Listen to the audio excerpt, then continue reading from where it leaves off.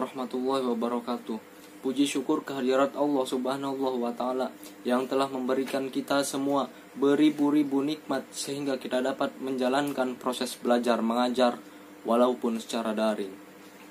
Yang kami hormati dosen pengampu mata kuliah Bahasa Indonesia Dr. Emma Khuzaimah MPD, dan yang kami hormati pula rekan-rekan seperjuangan yang semoga diberikan kemudahan dalam menghadapi tugas-tugas kuliahnya. Amin ya robbal alamin. Dalam video ini kami dari kelompok pertama yang terdiri dari 4 orang, yaitu yang pertama saya sendiri atas nama Abdul Latif, dan yang kedua Fatur Rahman Yasin, yang ketiga Alfi Putri Damayanti, dan yang keempat Dita Indriani Nurlaili, yang akan menjelaskan materi bahasa Indonesia tentang sejarah, kedudukan, dan fungsi bahasa Indonesia. Assalamualaikum warahmatullahi wabarakatuh. Perkenalkan, nama saya Alfi Putri Damayanti. Di sini saya ingin memaparkan pembahasan pertama mengenai sejarah bahasa Indonesia.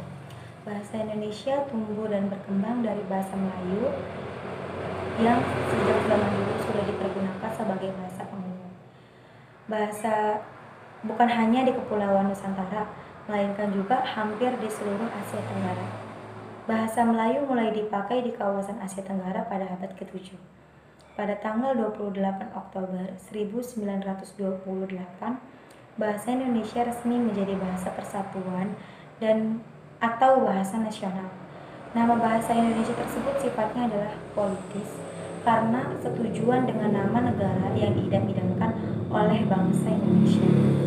Sifat politik ditimbulkan karena keinginan agar bangsa Indonesia mempunyai semangat juang bersama-sama dalam memperoleh kemerdekaan, agar lebih merasa terkait dalam satu ikatan, satu tanah air, satu bangsa, satu bahasa. Persatuan dan kesatuan bangsa Indonesia diikrarkan melalui butir-butir Sumpah Pemuda. Bahasa Indonesia sebagai bahasa persatuan diartikan sebagai bahasa yang digunakan di dalam kegiatan berkomunikasi yang melibatkan banyak tokoh atau masyarakat yang berasal dari berbagai daerah di Indonesia. Bahasa Indonesia adalah bahasa resmi Republik Indonesia dan bahasa Persatuan Bangsa Indonesia. Bahasa Indonesia diresmikan penggunaannya setelah proklamasi kemerdekaan Indonesia, tepatnya sehari sesudahnya, bersamaan dengan mulai berlakunya konstitusi di Timur Leste. Bahasa Indonesia berposisi sebagai bahasa kerja. Dari sudut pandang linguistik, bahasa Indonesia adalah salah satu dari banyak ragam bahasa Melayu. Dasar yang dipakai adalah bahasa Melayu Riau dari abad ke-19. Proses ini menyebabkan berbedanya bahasa Indonesia saat ini dari varian bahasa Melayu yang digunakan di Riau maupun di Semenanjung Malaya. Hingga saat ini, bahasa Indonesia merupakan bahasa yang hidup, yang terus menghasilkan kata-kata baru, baik melalui pencapaian maupun penyerapan dari bahasa daerah lain, dari bahasa daerah asing, meskipun dipahami dan dituturkan menggunakan versi sehari-hari atau mencampur adukan dengan dialek Melayu lainnya atau bahasa ibunya.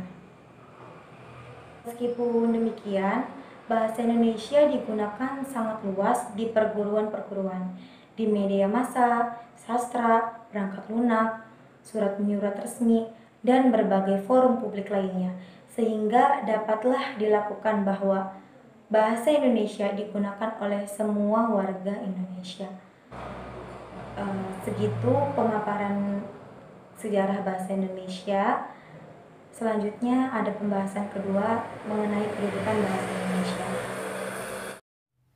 Pembahasan kedua mengenai kedudukan bahasa Indonesia. Bahasa Indonesia mempunyai kedudukan yang sangat penting, seperti tercantum pada Ikrar Sumpah Pemuda pada tahun 1928 yang berbunyi, "Kami putra dan putri Indonesia menjunjung bahasa persatuan bahasa Indonesia." Ini berarti bahwa bahasa Indonesia berkedudukan sebagai bahasa nasional. Kedudukannya berada di atas bahasa-bahasa daerah. Kedudukan bahasa Indonesia sebagai bahasa nasional dan bahasa negara memiliki kedudukan yang sangat penting, yang tercantum di dalam Sumpah Pemuda yang kedua dan Pasal 36 Undang-Undang Dasar 1945. Maka bahasa Indonesia diakui sebagai bahasa kebangsaan yang menjadi salah satu simbol nasionalisme Indonesia.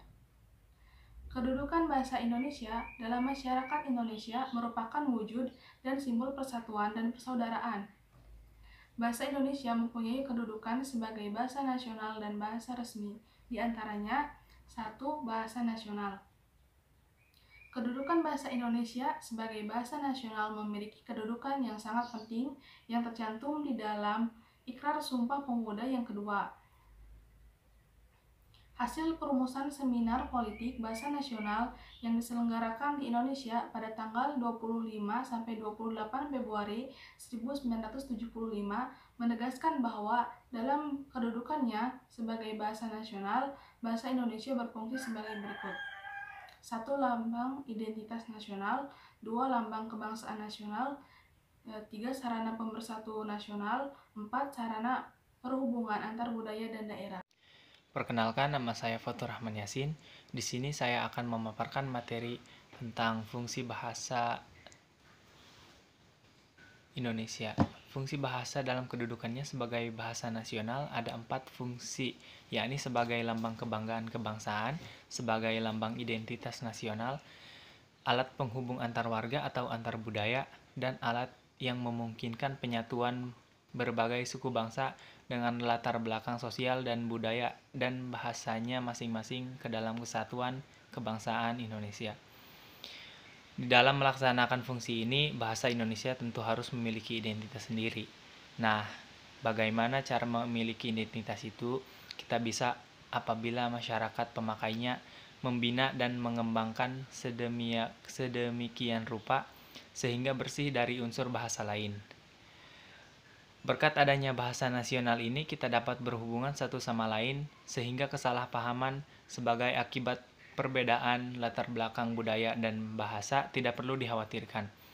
Di dalam hubungan ini, bahasa Indonesia memungkinkan berbagai suku bangsa itu mencapai keserasian hidup sebagai bangsa yang bersatu dengan tidak perlu meninggalkan identitas kesukuan masing-masing. Nah, kalau tadi kedudukan bahasa Indonesia sebagai bahasa nasional, sekarang kita bahas kedudukannya sebagai bahasa negara. Dalam kedudukan sebagai bahasa negara pun ada 4 fungsi, di antaranya sebagai bahasa resmi kenegaraan, bahasa pengantar dalam dunia pendidikan, alat perhubungan pada tingkat nasional, dan alat pengembangan kebudayaan, ilmu pengetahuan, dan teknologi. Sebagai bahasa resmi kenegaraan, bahasa Indonesia dipakai dalam segala upacara, peristiwa, kegiatan kenegaraan, baik bentuk lisan atau tulisan. Kedudukannya sebagai bahasa pengantar lembaga pendidikan ini sudah dimulai dari sejak taman kanak-kanak sampai perguruan tinggi sekalipun. Tetapi juga ada sebagian daerah yang menggunakan bahasa daerah sebagai bahasa pengantar sampai tahun ketiga pendidikan dasar. Fungsi ketiga yakni sebagai alat perhubungan tingkat nasional yang sering dipakai untuk kepentingan perencanaan dan pelaksanaan pembangunan nasional dan untuk kepentingan pelaksanaan pemerintah. Dalam kedudukannya sebagai bahasa negara, akhirnya bahasa Indonesia ini berfungsi sebagai alat pengembangan nasional, ilmu pengetahuan, dan teknologi. Dalam hubungan ini, bahasa Indonesia dikembangkan sedemikian rupa sehingga ia memiliki ciri dan identitasnya sendiri yang membedakannya dari bahasa daerah. Dari semua penjelasan tadi, terlihat jelas bahwa bahasa Indonesia sangatlah penting peranannya. Beberapa kosakata bahasa Indonesia juga dapat memperkaya khasanah bahasa daerah. Dalam penjelasan makalah di atas, dapat disimpulkan bahwasannya bahasa Indonesia adalah bahasa yang digunakan oleh masyarakat Indonesia sebagai bahasa penghubung sejak diresmikannya pada tanggal 28 Oktober 1928 yang diperingati sebagai Hari Sumpah Pemuda. Sebagai warga negara Indonesia yang baik, mencintai dan menjunjung tinggi martabat bangsa dan negara, sehingga menjadi kewajiban yang harus dilaksanakan, serta bangga menggunakan bahasa Indonesia yang baik dan benar. Merupakan salah satu cara menjaga martabat bangsa dan negara di hadapan bangsa-bangsa lain. Terima kasih atas perhatiannya. Sekian yang hanya bisa kami sampaikan. Kurang dan lebihnya mohon maaf. Wassalamualaikum warahmatullahi wabarakatuh.